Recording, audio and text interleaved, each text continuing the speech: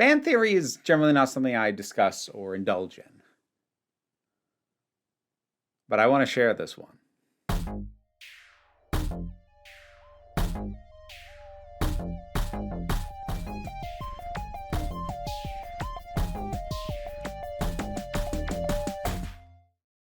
Hey there, folks. So, yeah, I don't really do fan theory.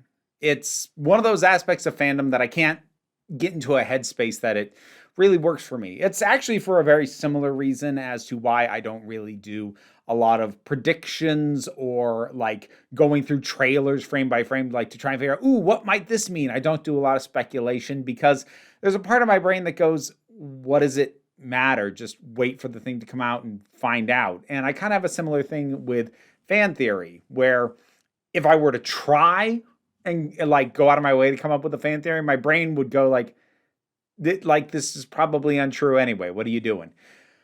But my friend Jesse Gender and I have a podcast that we do together. It's currently called the Frack This podcast because we've started talking about Battlestar Galactica. But before that, it was the Jumpgate podcast, where we went through every episode of Babylon 5 and also its associated spinoff and movies. And over the course of that, and anyone who has listened to the podcast already knows what this theory is, but I not only wanted to share it here, I want to flesh it out. I want to back it up as much as I can, because fan theory just, again, isn't something that I do. So having my brain click in a way that I'm like, ooh, but this though, I'm enjoying that feeling and I want to share it. So Babylon 5. I guess first up, spoiler warning for, I was going to say the entirety of the series. Not really. This is a theory that focuses on the character of Franklin. So I am going to be talking about major aspects of his plot and story. So you can consider it spoilers for stuff that happens to him. I'll touch a little bit on some other characters, but it's not going to be too overall series spoilery. But Franklin, Dr. Stephen Franklin, to give a more complete title, was with the show from the first proper episode of the show. And initially, I didn't like him. I didn't like him a lot. The degree of arrogance, judgmentalness, and he was kind of a prick, and not in a way that I found to be entertaining or endearing. And it also didn't help that they kept saddling him with these really, really bad romantic subplots, especially in that first season. Like, it was the 90s, and I understand this kind of thing was, people just kind of let it pass. But, you know, doctors dating their patients wasn't actually okay back then either. Just saying. So I didn't really like Franklin. He grew on me over time as he sort of deepened, started to confront some of his own flaws, did some things that I'm like, oh, okay, there's more to you than just the arrogant prick that I've been annoyed with. So he did grow on me over time, which was nice, because I don't, despite what some folks might think of me, I don't actually like disliking things. I can't help what I dislike. So, you know, when people are like, stop being nitpicky and just enjoy it, like, being nitpicky happens whether I talk about it or not. I can't stop that from happening. But I don't like it any more than a lot of you do. So there was an episode in the third season that after seeing, I started to form a theory around Franklin. And that's what I want to talk about. Now, before I get into this, the first thing I want to say is I am not claiming that this was an intended reading. Actually, I 100% guarantee it is not. I know that this is 100% not canon in any way, shape, or form. Nor am I saying that this is something that should be adopted by everybody and saying, you must agree with me. Like, no, I'm not trying to convince you that I'm right. But I want to share with you the idea that I had, the things that I found in the show that kind of back me up, even further down the line from the episode where I first formed the idea. So the episode we're going to start on is season 3. Now, at this point in season 3, Franklin has he's been having a little bit of a crisis, initially kind of brought on by the fact that he was addicted to stimulants, to keep going with minimal sleep. It was part of, he has put so much of his sense of self and identity into the idea of being a doctor that he was running himself into the ground being that. At this point, he's resigned his post. He has decided to just wander the station.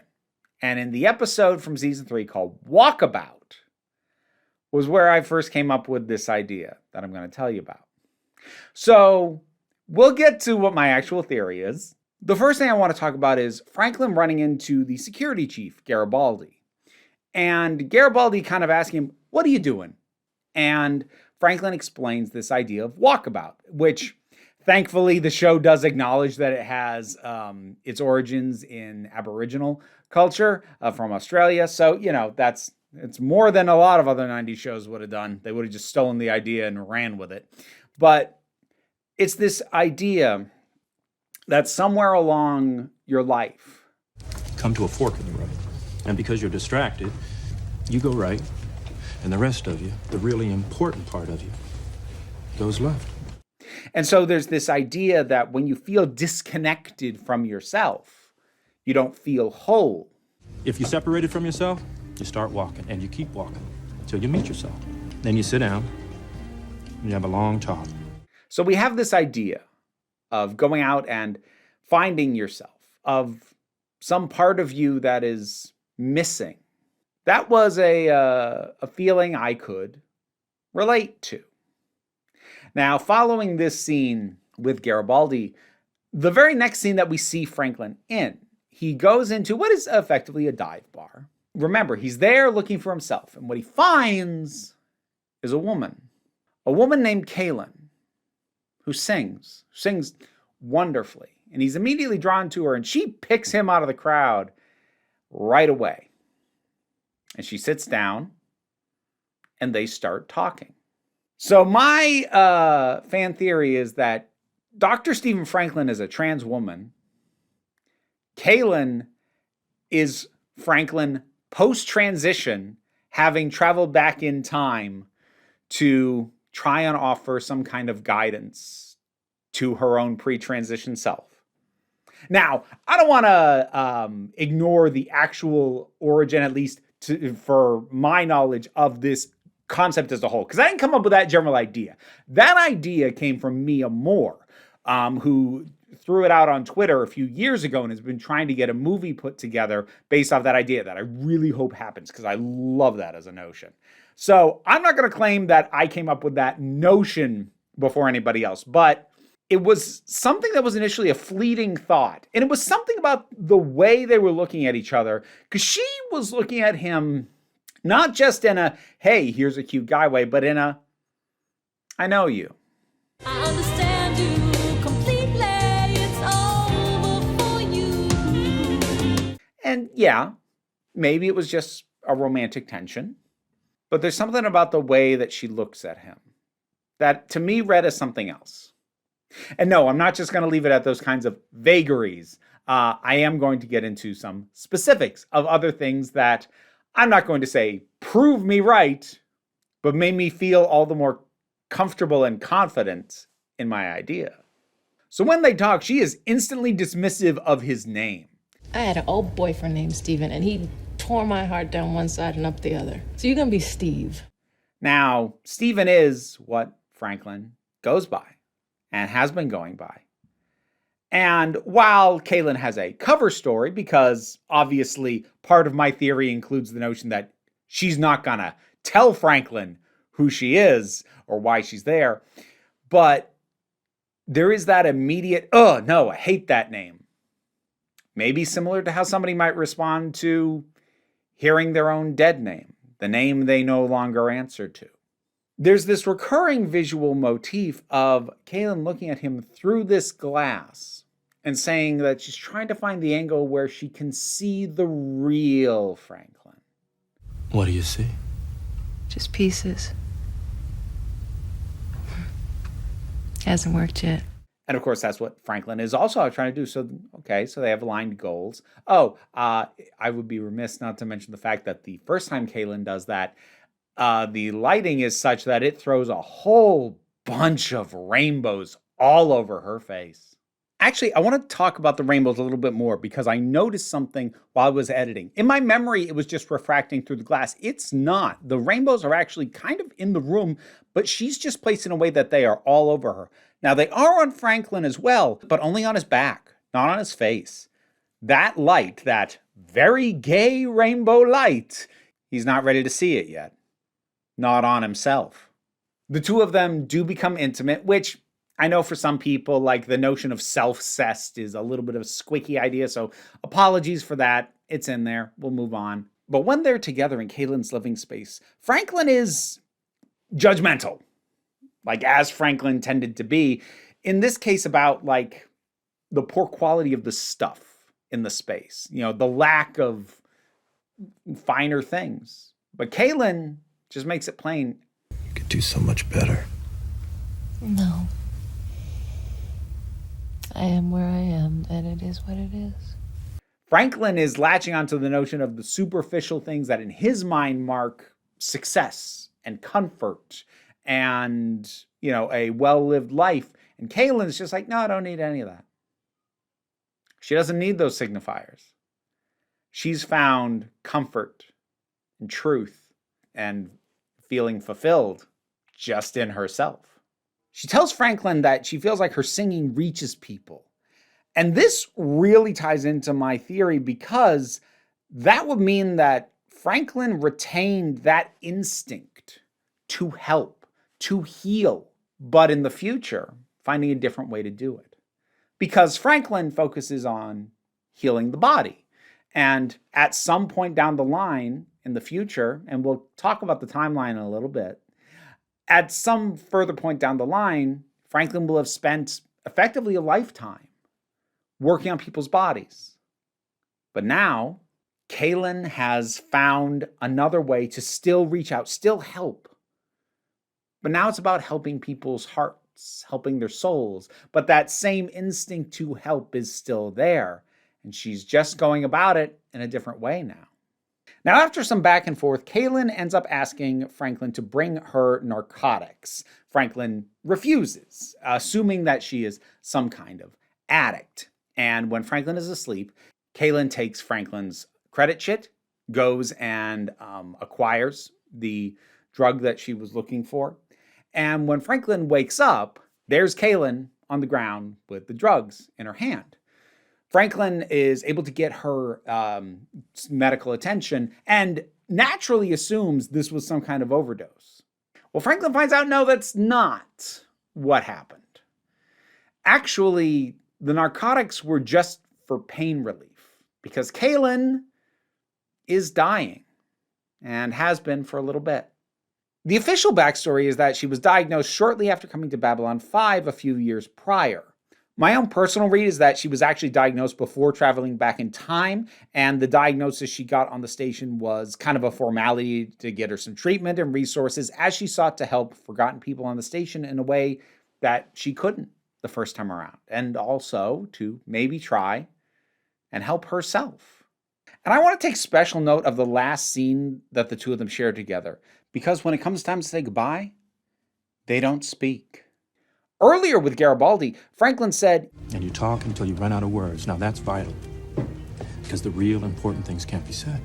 and in their last scene, they don't say anything. Now, I'm going to circle back and drill down further into the time travel thing a little bit more later on. But let's just start by establishing and making clear right now, just in case you have gotten this far in and haven't watched that much Babylon 5. At this point in the show, time travel has been established to be a thing. We know it exists by the time this episode happens. And I know some of you are thinking, Vera, Franklin can't be meeting himself with Kaylin because Franklin meets himself a couple episodes later. You said you had to keep walking until you met yourself. Well, here I am. Because, yes, about 3 episodes later, there are a number of scenes where after trying to break up a fight, Franklin ends up stabbed and bleeding out on the ground and trying to get help, and a version of himself shows up and starts talking to him. The thing is, though, I don't think that's what the Walkabout would have resulted in. Because for starters, this isn't Franklin wandering about until encountering another version, but this is something that Franklin's mind is doing in a moment where death feels imminent. This version of Franklin that appears, they don't talk, not together. They aren't having a conversation with each other. He just berates Franklin. Always trying to be the hero. Never stopping to think first. Now, look where it's got you. He's belittling. He's just kind of an asshole. Don't you die on me yet. I'm not through with you. And if that is the part of Franklin that is detached, that doesn't seem like a part worth reuniting with, does it? Of course, my own read is that this isn't the part of Franklin that diverged. This is just an amped up version of Franklin's existing feelings of self-doubt and self-loathing. This isn't something Franklin lost. It was always there. This is just worse. Yes, fair's fair. He does help Franklin get up onto her feet and get out and get help. But Franklin says that person, that wasn't someone worth being. Like, even when getting on her feet, Franklin doesn't say, I want to live. Franklin says, I want to do it all again. Franklin wants another chance. Not to do more, but to do better. And this entire thing with this other version of Franklin, this isn't Franklin's true self. This is framed as Franklin finding out that... Found out I didn't like myself either. Now, I assume some of you are now thinking, okay, but like, if you're right, shouldn't the transition like start right at that point or very shortly after? Well, maybe for some, but keep in mind my perspective that I'm coming at this with. I'm coming at this with the perspective of someone who, despite, in hindsight, it being painfully obvious that I was not cisgender, didn't accept that I was any form of trans until my latter 30s. It can take a while. Just because the moment happens where, okay, from this point, this is going to be the pivot moment, that doesn't mean that Franklin knows it at the time.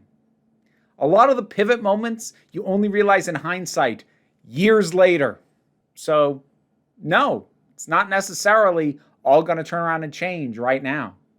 And of course, anyone who's watched the show knows it didn't. Because this moment wasn't Franklin's full revelation.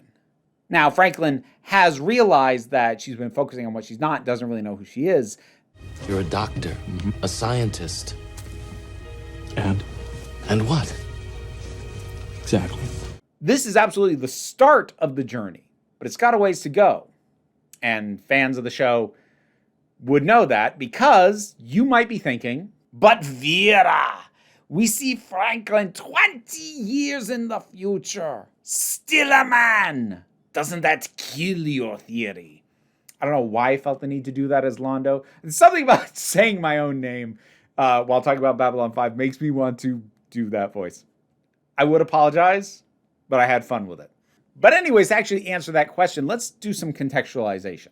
Despite starting on a path of personal and emotional rehabilitation at the end of season 3, Franklin still honestly continues to frame herself through her work as a doctor. Franklin is a workaholic, was before and remains so. Franklin doesn't slow down enough to self-reflect. That's always been part of the character's problem.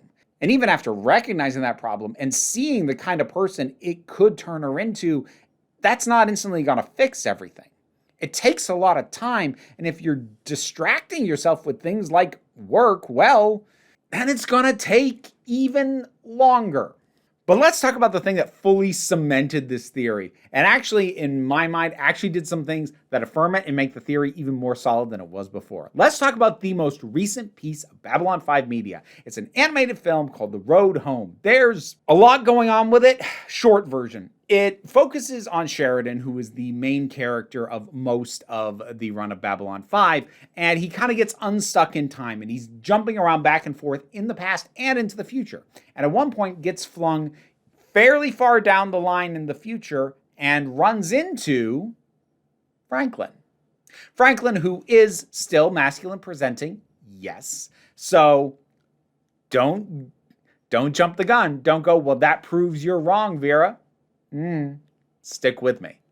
So Franklin scans Sheridan to help figure out what's going on. Now that means that Franklin helps identify the nature of the time displacement. Now you'll remember I said before, time travel was already established even before that season 3 episode that kind of kicked off this whole theory for me. But the thing is, that just established that time travel exists. It wasn't something anybody had real control over. None of our lead characters, at any rate. And when it came to someone like Franklin, well, all it meant was Franklin existed in a universe where time travel also exists. But now, with the road home, time travel exists specifically in proximity to Franklin. Franklin scans Sheridan. Franklin analyzes the data. Franklin now has a direct connection and detailed knowledge regarding time travel. Probably not enough to start traveling immediately, but enough to figure stuff out. This ties the character directly into time travel instead of just having them happen to exist in the same universe. This now connects them and makes it way more viable for Franklin to travel back in time. As for the fact that she's not yet presenting female, I see this as a point in her life where she has realized her truth but has not started living it yet for whatever reason. It could be any number of things. It could just be anxiety. It could be fear of rejection. It could just be the notion that, well, I missed my window. It's too late. Remember, there is still time. Always remember that. But there is one very specific moment in this animated film that I am going to admittedly and joyfully read way too much into. Because right before getting the scan data back, Sheridan is talking to Franklin and says this. I'm just glad to see you doing well. Getting the test results. Did you catch that? Let's do it again. I'm just glad to see you doing well. Getting the test results. Did you catch that pause?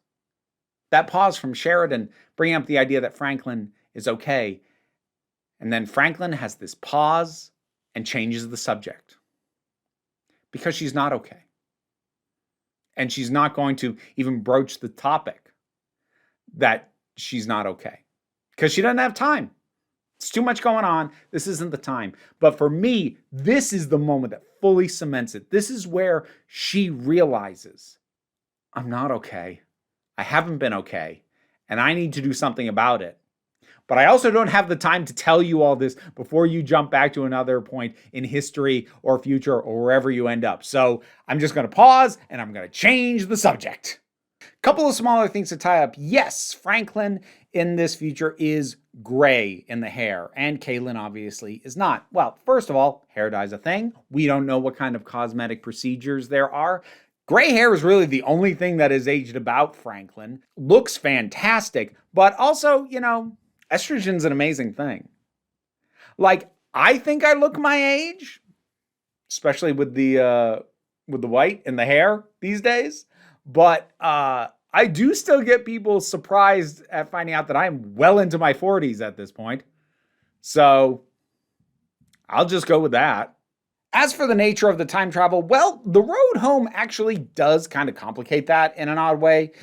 Because when time travel got first introduced into the show, it was kind of 12 Monkeys rules, kind of Terminator 1 rules, where there's only one timeline and only one series of events, and the past happened with you having traveled back into it because it's all just one thing and it never changes. That was kind of the rules it seemed to be operating on before, which would mean that Kaylin going back was just kind of a recursive loop, maybe planting the initial seeds, the initial wonder, the initial curiosity, a general vague pointing at the path. The road home complicates that because the road home introduces the idea of alternate timelines, alternate dimensions, different outcomes, which also opens up the possibility that Kaylin went back hoping to help Franklin realize sooner and realize who she was and live that full life for longer than she ended up doing as Kaylin. it's hard to know if we're going that way, which version of events lines up with what, but it's, I don't know, I kind of like it because it gives it a little bit more hope. Because maybe there was a version of events where it took her even longer because she didn't encounter herself on that walkabout. But then she went back, and as a result, she got more time as herself. Maybe not as much as she would have liked, but just more. And I like that. But that's my theory. Dr. Stephen Franklin, aka Kalen. I like that idea a lot. And while Franklin, even separate from this theory, did grow on me as a character, I won't lie, I bonded with her a heck of a lot more with this interpretation. And again, I'm not telling you that I am factually correct, but I did want to share this because I had a lot of fun having the notion, holding on to it through the remainder of the show, and finding new small things that didn't contradict it and even seemed to reinforce it. What did you think about this, my first real heavy dive into fan theory? Don't expect a ton more, but whatever your thoughts are on this, I don't know if I'm going to tick people off with this one. I don't know. I don't know enough about fan theories. I'm not in fan theory communities. I don't know how open-minded they are. I don't know. But whatever your thoughts are, keep them respectful at the very least. Drop something down in the comments. Let's talk about it. Patreon pays the bills and enables me to do this as my living. Even if you can't help me out that way, like, share, subscribe. Those all help me out as well. Don't worry too much about it, though. What I really want you to remember, that no matter at what point in your life you took that long walk and actually found yourself, or even if you have yet to do it, you are beautiful, you are valid, and you are loved. You are the council, and I'm just running the meetings. And until next time, this council is adjourned. And now to thank my highest supporting patrons: Robin Moore, Goddess Elida, Zubin Lafula, Jen, Welsh Wrestling Geeks, Oliver B., Melissa Pedersen, Movie Turtle, Ulrich Bogdan, Melinda Walters, Auntie Kate 808, Andre, Becky Sparks, Claire Wright, Tracy Scrabbit, Angry Kasparov, Dave Hall, Quite Bearish, Rosalind Bennett, Toku Blahuvian, Adam R.D.L. Taylor, Pal Barabajagal, Mary Mello, Mira G, and Sir Didymus is my favorite. If you want to help me ensure that I can keep these guys fed, as well as the other animals and strange creatures that sometimes occupy my house, check out the rewards on the Patreon. Yeah, hello to you too. Bless you.